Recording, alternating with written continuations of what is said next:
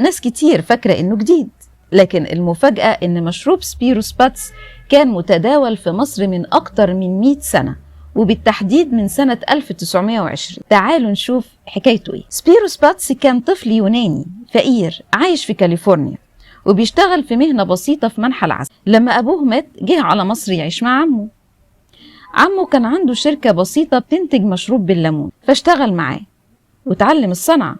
ولأن سبيرو كان طموح قوي، فكر يطور الصناعة واخترع مشروب جديد بجودة عالية جدا وبنكهات فاكهة كتير زي العنب واليوسفي والكيوي والأناناس والتفاح. بمجرد إنها نزلت السوق سنة 1920 عجبت الناس جدا وراجت جدا، ووصل الموضوع للملك فاروق شخصيا، واللي جرب المشروب وأعجب بيه قوي وبقى مشروبه المفضل، وأمر بإعطاء سبيرو وسام الملك فاروق كأفضل مشروب مصري الصنع.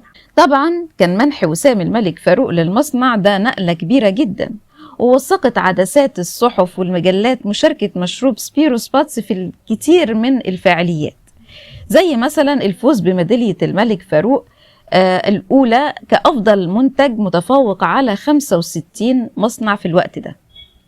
وتمر الأيام وتبدأ حكاية المشروب المصري الأصيل.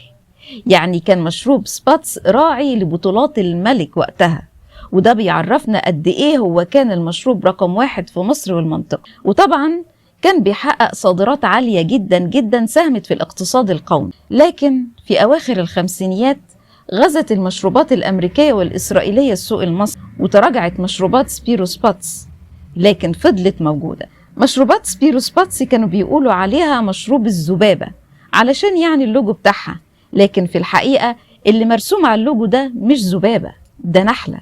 وسبب اختيارها ان سبيرو كان بيشتغل وهو صغير في منحى العسل زي ما قلنا، وكان بيتفائل قوي بالنحل، وكمان علشان يدي دلالة ان المشروب زي العسل الابيض. وبعد انتشار حملات المقاطعة الأخيرة ضد المنتجات الأمريكية والإسرائيلية، نشر رواد الفيسبوك صور لمشروب الملك فاروق المفضل سبيرو سباتس، ومع الصور منشورات بتأكد على طعمه الجميل وإنه مشروب مصري أصيل وقديم، ودعمه طبعا هيخليه أشهر من البيبسي والكولا.